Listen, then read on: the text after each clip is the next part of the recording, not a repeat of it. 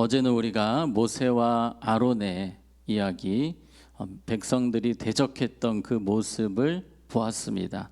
그림을 잠시 보시면 모세와 아론을 대적했던 사람들, 고라와 일당들이죠. 250명의 무리들이 있었고 또 다단과 아비람 등 이런 사람들이 어떻게 죽었습니까? 하나님께서 땅을 여셔서 산채로 이 사람들을 그대로 죽게 하셨고 또 향로에서 불이 나오게 하셔서 불로 죽게 하셨습니다. 이 사건은 이스라엘 백성들에게 너무나도 충격적인 공포스러운 사건이었습니다.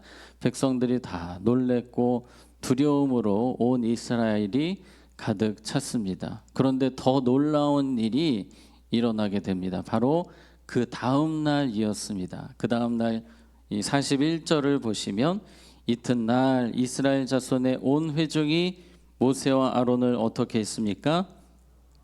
원망했습니다. 아니 어제 그렇게 사람들이 많이 죽었는데도 다시 또 원망합니다. 너희가 여호와의 백성을 죽였도다. 지금 누구 탓으로 돌립니까?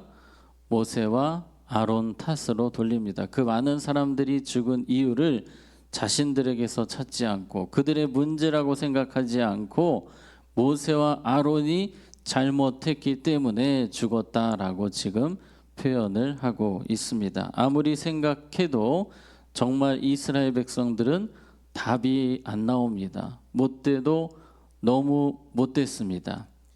그런데 우리는 이 모습을 보면서 우리의 모습을 보아야 합니다.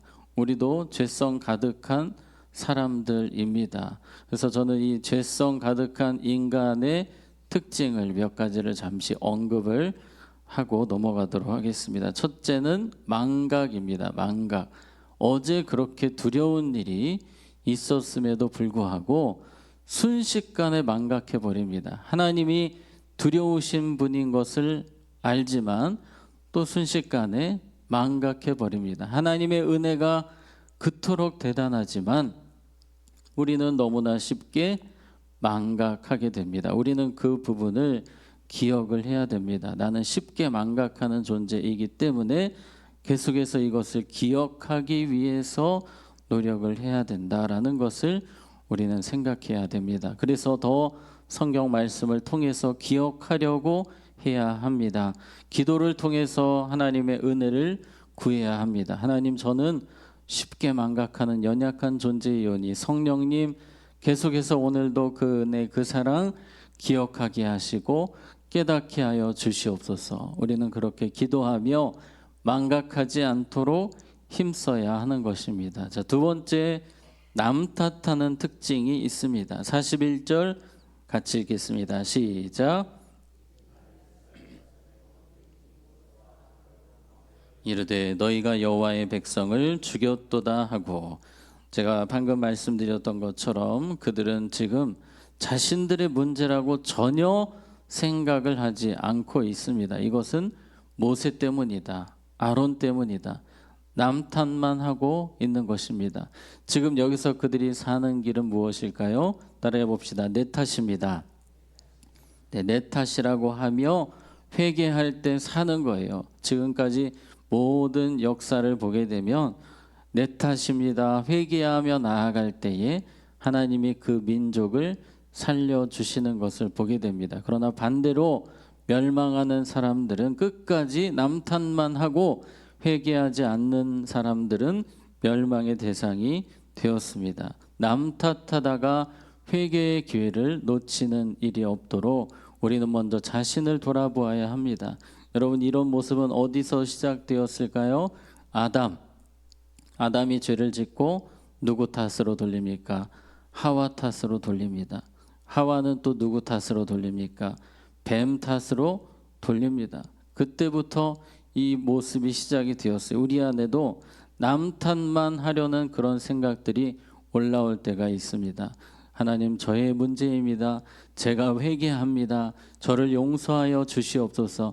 그때 소망이 있는 것입니다. 자, 세 번째, 구제불능입니다.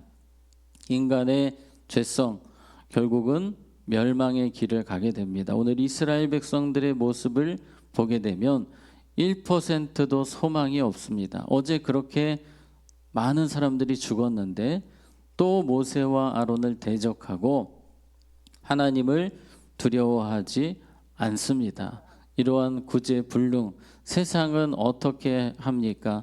구제불능이면 포기합니다. 교체합니다.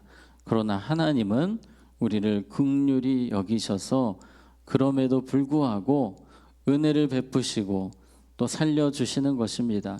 이스라엘 백성들의 지금 모습을 보면 하나님이 포기하실 만한데 절대 포기하시지 않으십니다. 하나님은 지금도 우리를 포기하시지 않았기 때문에 우리가 지금 이 자리에 있는 것입니다. 주님이 여전히 우리를 위해서 기도하시기 때문에 우리가 지금 이 자리에 있는 줄로 믿습니다. 그래서 로마서 8장 34절에 보면 우리 같이 읽겠습니다. 시작. 누가 정죄하리요?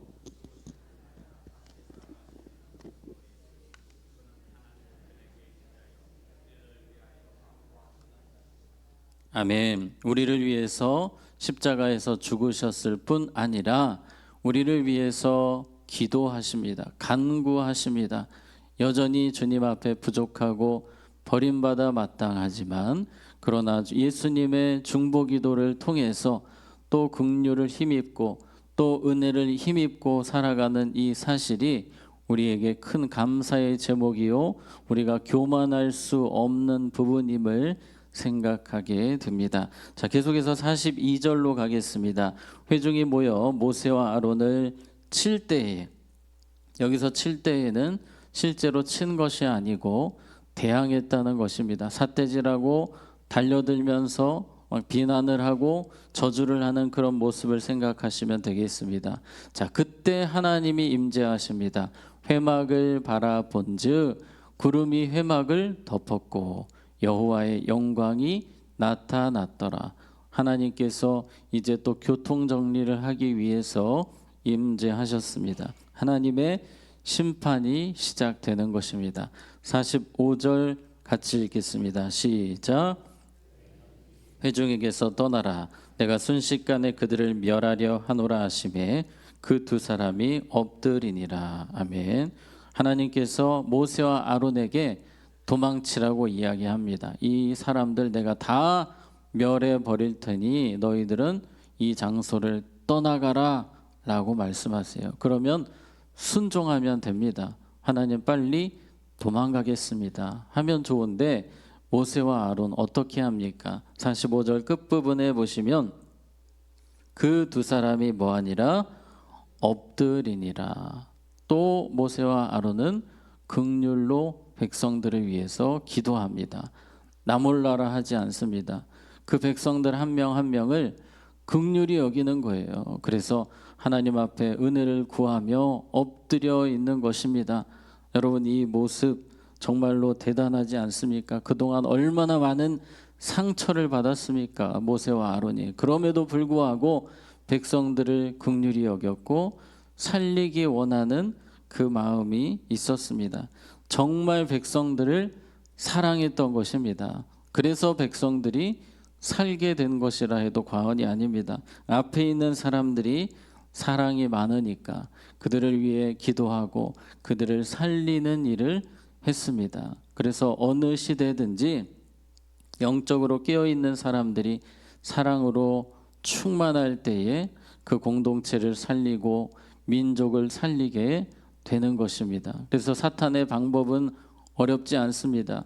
믿음의 사람들이 사랑이 쉽게 만들면 서로 미워하게 하고 서로 그렇게 다투고 틀어지고 그런 상황에서는 기도가 제대로 나올 수가 없습니다. 긍휼의 기도가 흘러가지 않습니다. 그래서 우리가 기도로 깨어 있어야 되는데 사랑으로 또 깨어 있어서 기도해야 됩니다. 예수님의 사랑이 충만한 기도자가 되어서 여러분의 가정과 우리 교회와 민족을 살리는 긍휼의 기도자가 되시기를 축복합니다.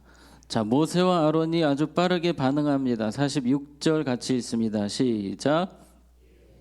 아론에게 이르되 너는 향로를 가져다가 제단의 불을 그것에 담고 그 위에 향을 피워 가지고 급히 회중에게로 가서 그들을 위하여 속죄하라. 여호와께서 진노하셨으므로. 아멘. 지금 연병이 시작이 되어서 백성들이 막 픽픽 쓰러지고 있습니다. 백성들이 죽는 모습이 보입니다. 그때 모세와 아론이 빠르게 반응하는데 모세가 아론에게 하나님의 향로를 가져다가 하나님의 불을 가지고 돌아다니면서 속죄 사역을 해라라고 합니다. 그래서 아론이 순종해서 향로에다가 하나님의 불을 성막에서 담아와서 이 불을 가지고 다니면서 속죄 사역을 합니다. 자, 그 이야기가 48절에 죽은 자와 산 자 사이에 아론이 섰을 때에 연병이 뭐하니라 그치니라. 멈추게 되었습니다. 아론의 중보 사역을 통해서 하나님의 진노가 멈추게 되었습니다. 누구를 예표할까요? 예수님의 사역을 예표합니다. 예수님께서 우리를 위해서 십자가에서 죽으심을 통해서 하나님의 진노가 사그라들게 된 것처럼 예수님의 사역을 지금 아론이 보여주고 있습니다. 주님은 우리에게도 이와 같이 살라고 말씀하십니다. 아론과 같이 중보기도하는 영혼들을 살리는 기도자로, 긍휼의 기도자로 살아가라 말씀하십니다. 그런데 이 모세와 아론의 모습을 보게 되면 정말 화병이 날 것 같습니다. 어떻게 그렇게 계속해서 참고 인내하고 기도하고 긍휼의 기도로 계속 나아갈 수 있단 말입니까? 그런데 모세가 여러분 화병 걸렸을까요? 아닙니다. 성경에 보면 120세까지 건강하게 다른 사람들보다 훨씬 장수했고 또 120세까지 시력이 흐려지지 않고 기력이 쇠하지 않았습니다. 우리가 사랑할 때, 우리가 사랑하며 살아갈 때 주님은 우리를 더욱더 힘있게 하시고 건강하게 하시고 복을 내려 주실 것입니다. 반대로 미워할 때, 우리가 누군가에 대해서 안 좋은 감정을 살아갈 때 오히려 그것이 더 우리의 건강을 해치는 일이 될 것입니다. 자, 모세와 아론, 특히 모세 같은 경우는 정말 사랑이 얼마나 많은지 모릅니다. 출애굽기 32장 32절에 보면 그러나 이제 그들의 죄를 사하시옵소서. 그렇지 아니하시오면 원하건대 주께서 기록하신 책에서 내 이름을 지워버려 주옵소서. 자신을 버리시더라도 하나님 이 백성 살려주셔야 합니다.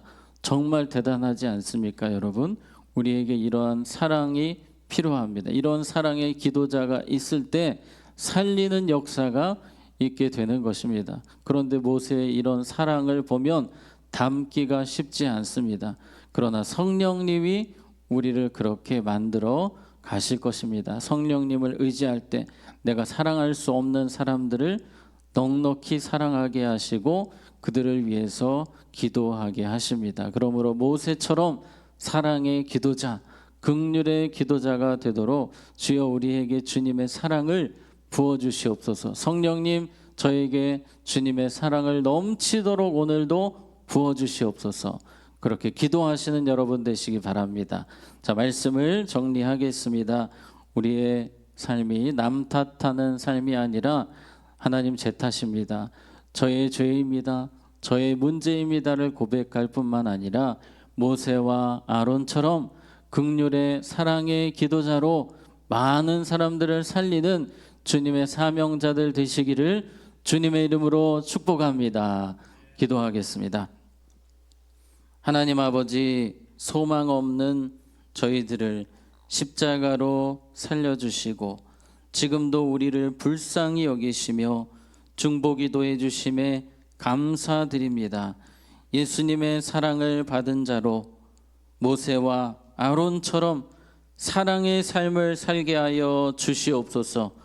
남 탓하는 우리의 모습을 용서하시고 내 탓입니다 외치며 회개하는 삶을 살아가는 우리 모두가 되게 하여 주시옵소서. 다시 한 번 더 주님의 사랑 부어주시고 성령님, 우리가 할 수 없는 사랑을 하게 하시고 우리가 할 수 없는 긍휼의 모습으로 기도하며 살리는 사명자로 살게 하여 주시옵소서.